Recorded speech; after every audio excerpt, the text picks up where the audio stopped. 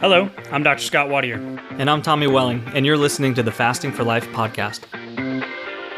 This podcast is about using fasting as a tool to regain your health, achieve ultimate wellness, and live the life you truly deserve. Each episode is a short conversation on a single topic with immediate actionable steps. We cover everything from fat loss and health and wellness to the science of lifestyle design. We started Fasting for Life because of how fasting has transformed our lives, and we hope to share the tools that we have learned along the way.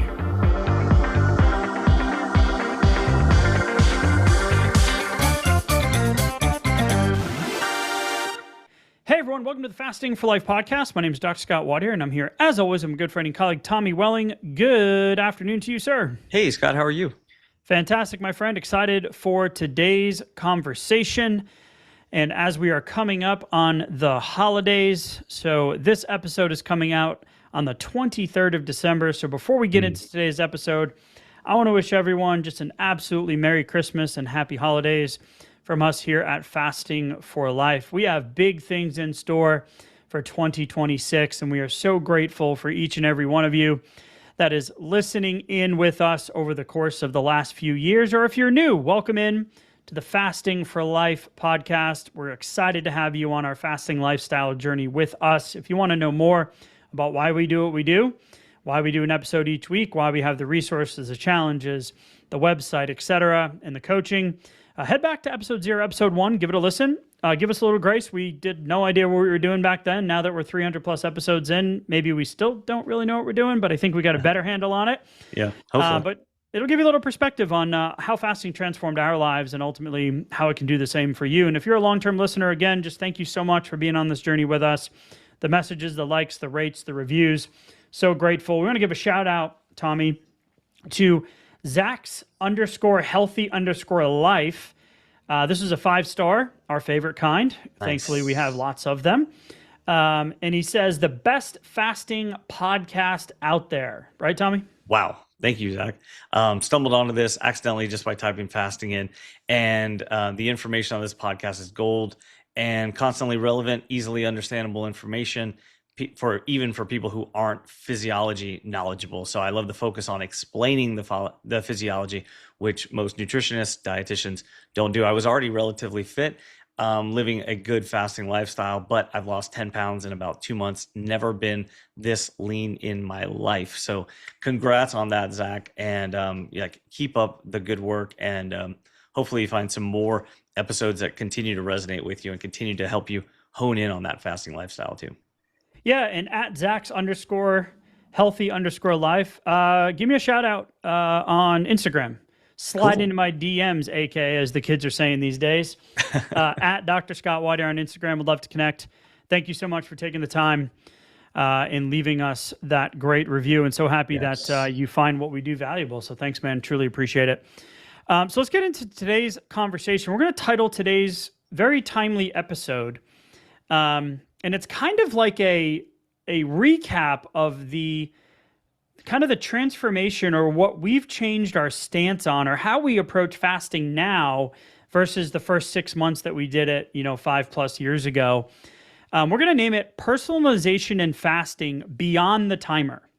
And our stance has changed on some things over the years. So as we're wrapping up this year, coming into the holidays, we've got incredible episodes ready to roll for you over the next couple of weeks and setting some intentions for 2026 and how to wrap up the year in 2025 with a kind of a year in review.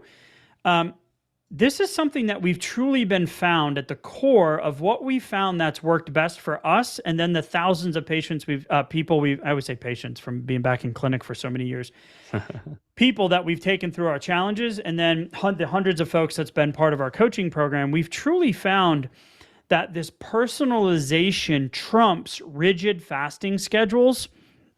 Yes. And we're going to talk about this TimIt study, which is this trial that they did in this recent research that really doubles down on the fact that you need to customize fasting for real life versus these rigid fasting rules.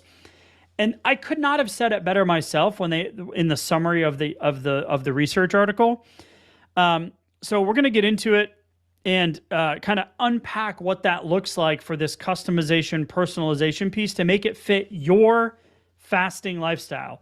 You, the mom or the dad or the business owner or the CEO or the sales clerk or wherever you are in your journey with your lifestyle, your family, your friends, your social interactions, your sleep schedule, because that's truly where we found that customization and personalization success leaves clues in the thousands of folks that we've coached over the years now.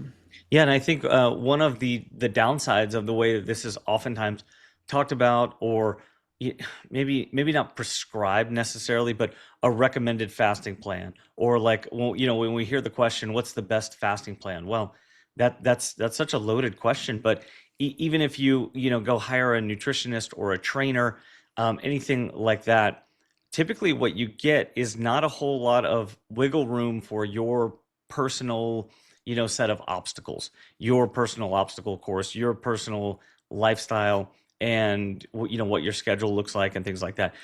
Typically what you get is you need to be doing this a certain number of times per week, or maybe at this particular time of day, in order to have the results that you're looking for. But when we take that, if we try to apply that kind of logic to a fasting lifestyle, what we typically get is so many time-based either restrictions or things that need to be said no to, or like friction, levels of friction that just create long-term issues that, if we're not flexible with those, typically what happens is eventually the baby gets thrown out with the bathwater. And so I think even just acknowledging the fact that when you're getting into a fasting lifestyle, let's start from the beginning with the foundation is understanding that, like, 3 meals a day plus snacks is not usually the right lifestyle for most of us full grown adults, especially a full grown adult with some weight to lose and potentially a history of some level of insulin resistance, like many of us who come to fasting have. But typically the long term goal being fat loss for a lot of us in desperation mode, which is why we might try out intermittent fasting to begin with. That long-term goal of fat loss sometimes comes square, like face to face with like lifestyle obstacles. And so I think that that's an important acknowledgement, because we can work around that. Sometimes we just need to flip the order of operations in order to kind of successfully work around that. So when we're looking at the actual study, this was the study, the TimIt trial. It was a clinical study titled "Time Restricted Eating for Metabolic Syndrome," Mhm. and it was really looking at evaluating the effects of a customized TRE. So not just 10-6, right? So Mhm. customizing it in adults diagnosed with metabolic syndrome, right? So on the path to diabetes, blood sugar issues, high blood pressure, elevated triglycerides, increased waist circumference, cardiometabolic issues in the future, comorbidities, lifestyle health conditions in the later decades of life, all of that stuff. So people that had metabolic syndrome. And so what they looked at, it was the first major randomized clinical trial to test the benefits of a personalized schedule for patients with metabolic syndrome, even while taking standard meds. Mhm. So 108 adults, TRE group, were participants selected an 8 to 10 hour daily eating window suited to their lifestyle. So both groups received Mediterranean diet counseling, and the trial measured changes in weight, glucose, A1C, cholesterol, body fat, and cardiovascular risk over those 3 months. And what the trial found is it found that lifestyle customized fasting, rather than a one-size-fits-all rule, is most effective for improving metabolic health and long-term outcomes, which was just doubling down on what we already see and kind of do. So it was kind of great to see that, oh yeah, this study showed, when you personalize the eating window adapted to eating habits, Mhm. work, and sleep schedules.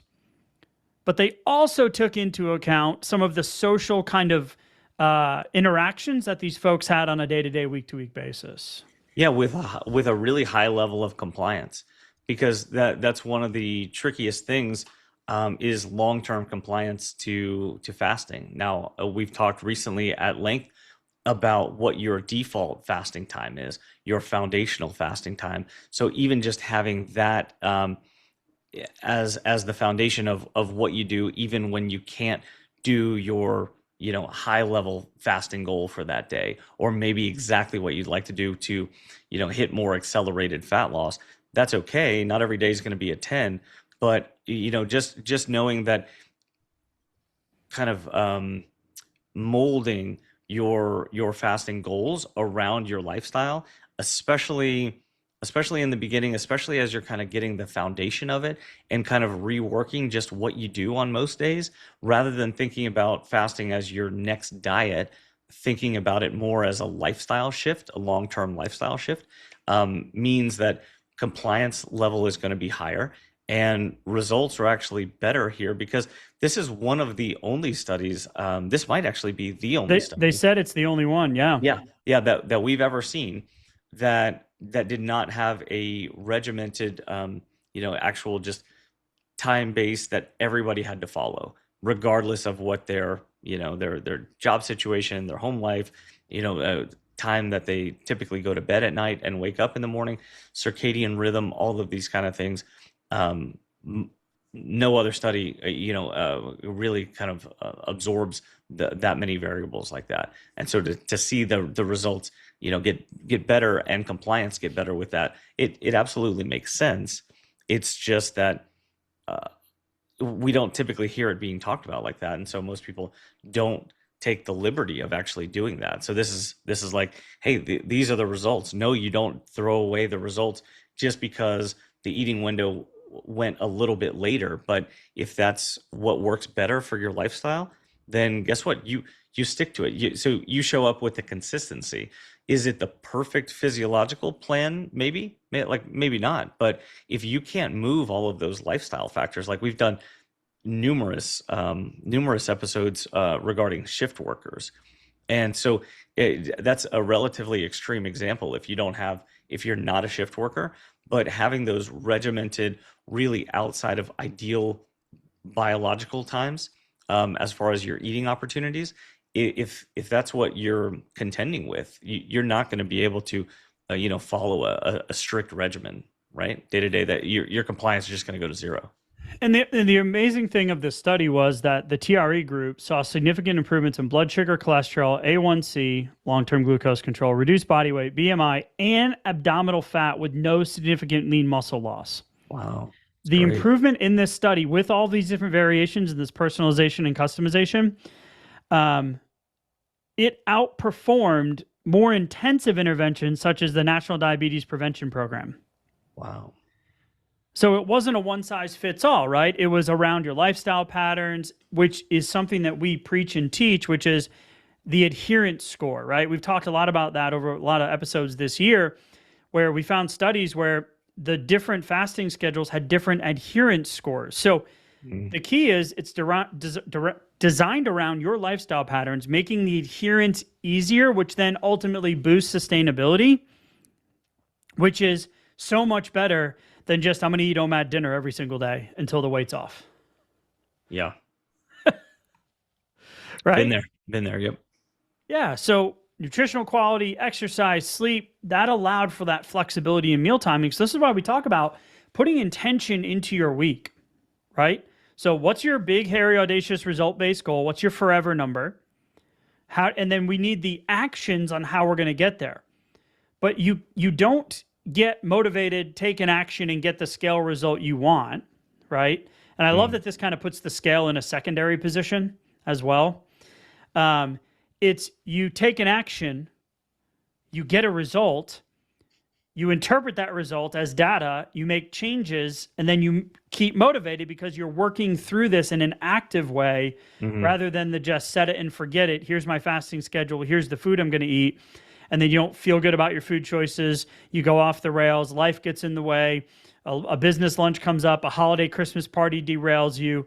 Like, we want to have that flexibility, and fasting truly is the tool to that's going to get you there. It just needs to be adopted to your individual current situation. I like that you highlighted that this puts the scale in the secondary position. Like I mentioned, when you come into fasting, a lot of times that is the primary target, is just trying to get the dang scale to move. So understanding and giving yourself permission to put that scale in the secondary position at least, and just take some of the pressure off Yep. When you're just getting started with fasting, or maybe you're just getting on track with fasting, or maybe you're trying to break the diet cycle that you've been using fasting as just kind of a diet, Yeah. and The then on off model, right? the on off model, thank you, and you're trying to shift into that more like, okay, I'm looking to play the long game here. I want this to be more lifestyle driven. Okay, well then let's take the emphasis off the scale. We can, it doesn't mean you can't check in with it, but let's not just use it for daily feedback, because it's such a lag measure. It's not necessarily giving you the right feedback for the right choices and the right actions that you're making. Yep. So this lifestyle is built regardless of what the scale is doing.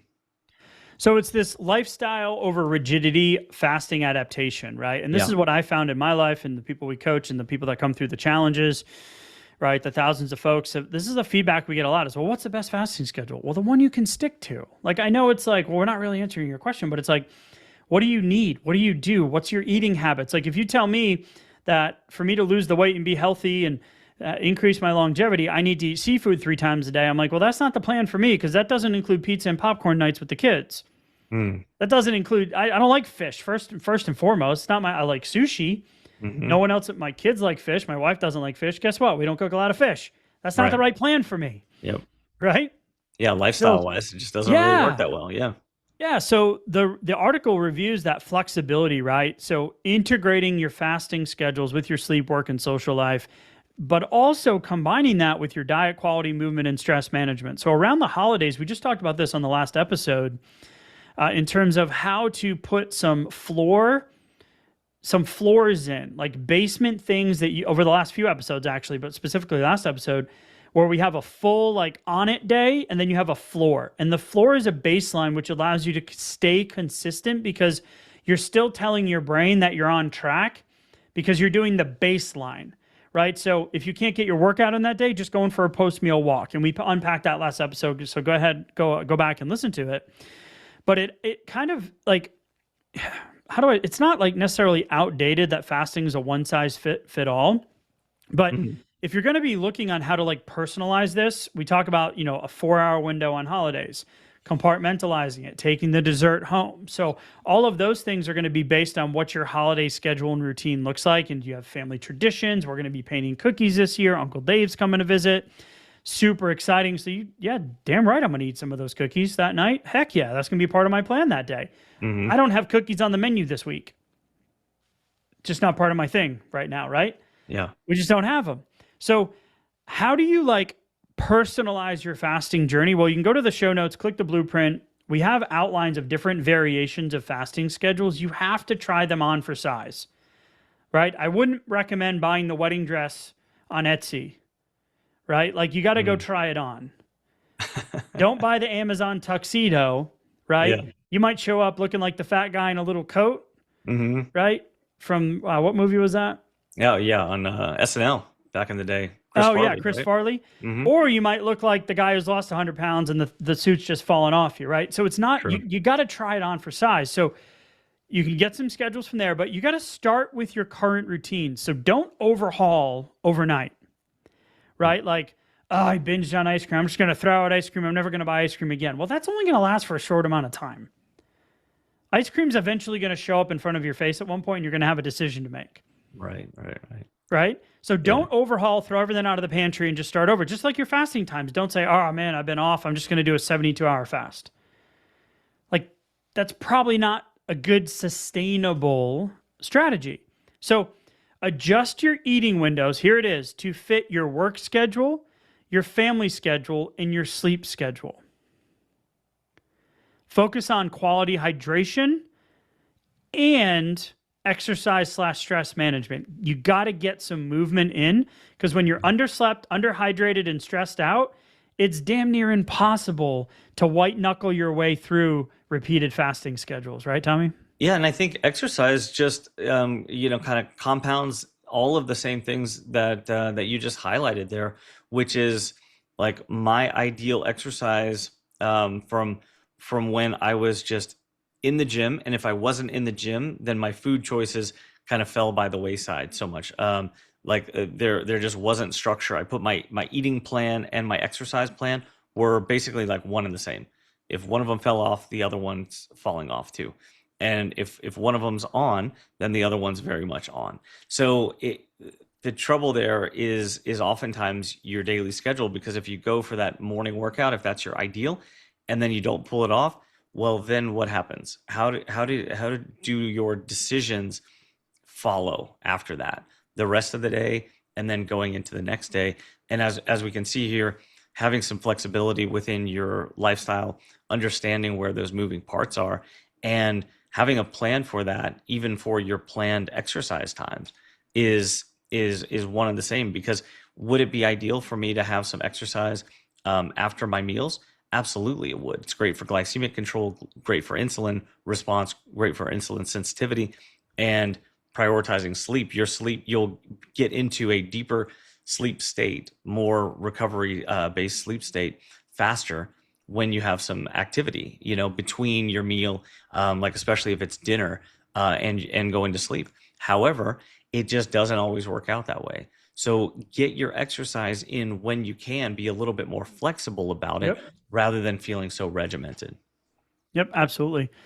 So when we're looking at the kind of the takeaway from here is, the incredible changes that were in this TimIt study from a metabolic standpoint were incredible. The lean muscle preservation, the weight loss, but it was really about those metabolic health markers. So we talked a couple episodes ago about 16-8 being a baseline.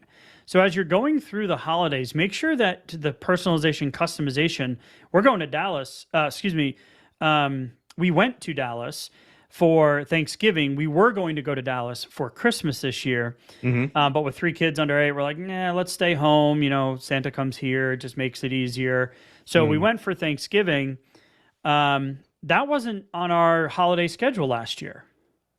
So it's a different holiday experience this year compared to last year. Right? So when we're looking at it, the idea here is that the long-term sustainability comes from flexibility and lifestyle fit, just not the willpower component. So you got to look at your month, right? So look at how you want to start January, how you want the beginning of the year to go. What do you have left for Christmas and New Year's celebrations coming up?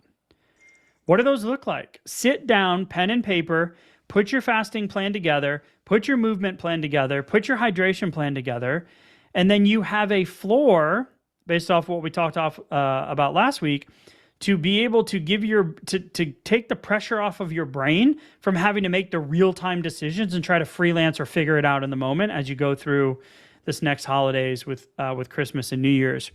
And then moving into 2026, you can have a lot more momentum and get some real life try it on for size applications, and you're going to get a lot of good feedback. Some days are going to go good, some days aren't going to go as good. But that's going to allow you, because fasting is the tool, the personalization unlocks the real fasting power and results in the long term.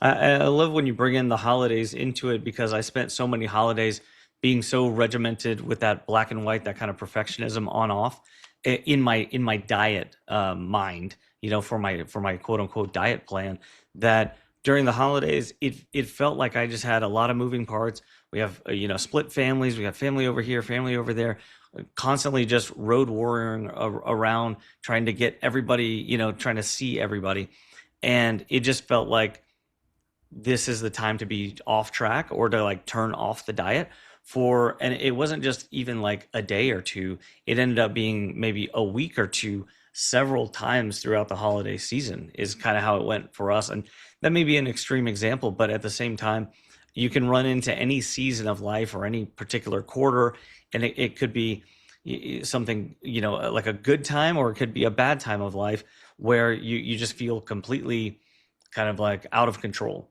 for a while, and then it can feel very tough to get back on. But if you go into it with what, this is about my lifestyle, not about my diet, not about what the scale is going to do over the next few days or even the next week or two, but this is still going to be my lifestyle after this season is over, come the good, the bad, or the ugly, then that's a way to look at it. Like, okay, I'm able to do some things that will help a little bit, but mostly they're just going to help me stay treading water. Stay feeling like I have traction rather than like the wheels are just spinning out of control. Because when you feel like that, then any given opportunity that you have to make a better choice, like a 1% better choice, or take a little bit more control, take the reins back, even if it's just for a day or two before kind of stuff hits the fan again, then you're going to take it. You're going to see that as an opportunity rather than, well, no, I'm still off track and I'll just kind of get back on when the holidays are over or when I feel like it again. And as far as your long-term results go, we've reviewed studies in the past that looked at the relatively small weight gain that potentially comes over the holiday season, but then on average doesn't go anywhere. It doesn't go away later on, which then can average out to that small half a pound to a pound of weight gain each year that really accumulates from our 30s all the way into our 70s and 80s. And so taking a slightly different approach now means you can absolutely maintain control and feel like you never really got off track. You never really like lost control, right? Regardless of the season. Yeah. And I mean, that's the crux of it right there, is that it isn't that you gain all of the weight during the holidays, is that you never get it off after the holidays. And what that tells us is that it's that foundational habits, right? It's the day-to-day actions, those small actions that you're taking. And that's why last week's episode, I think, was so powerful. But really it's how do you make this work for you? Right. So sometimes we hear in the marriage merge, we have some spouses that are on board and some spouses that aren't. Mm-hmm. Some families have kids. We did a kid dedicated podcast episode a few months back where we talked about how do you talk about fasting and how do you not eat dinner with the family some nights a week, and how do you have that conversation and teach kids about true quality nutrition principles. So it's really about that personalized focus tailored to what you're kind of how you live your day-to-day life. Now, if you're eating fast food and refined processed foods and DoorDashing 3 times a day and drinking 10 cups of coffee and slugging energy drinks, and then yeah, we got a lot of work to do. But if you are consistently trying fasting on for size, then the personalization, customization piece, and some of those things we talked about in terms of action steps that I mentioned, that's where you want to start. Because true personalization means designing your fasting and wellness habits for what works best for you, even during the holidays. So take some time, sit down, right? Before Christmas and New Year's, put a plan together, because that's going to consistently honor your goals, adapt your approach, and celebrate your progress in a way that feels genuinely sustainable and rewarding for you as an individual, not for someone else on the outside who doesn't get a vote on what your goals and expectations are. So, Tommy, I just love the conversation. Thanks so much for having it. I love the study, groundbreaking, first one of its kind. Doubles down on kind of what we teach and preach and how our message has changed over the years from our first resource that we ever created with the Fast Start Guide. But if you're looking for more support, you can head to the show notes, grab a resource. You can reach out to us at the info@thefastingforlife.com. I just want to wish everyone again a Merry Christmas, a Happy Holidays, a Happy New Year, and excited for what's to come in 2026. Me too. Yep. All right, buddy. Thanks so much. We'll talk soon. Thank you. Bye. So, you've heard today's episode, and you may be wondering, where do I start? Head on over to thefastingforlife.com and sign up for our newsletter, where you'll receive fasting tips and strategies to maximize results and fit fasting into your day-to-day life. While you're there, download your free Fast Start Guide to get started today. Don't forget to subscribe on iTunes, Spotify, or wherever you get your podcasts. Make sure to leave us a 5-star review, and we'll be back next week with another episode of Fasting for Life.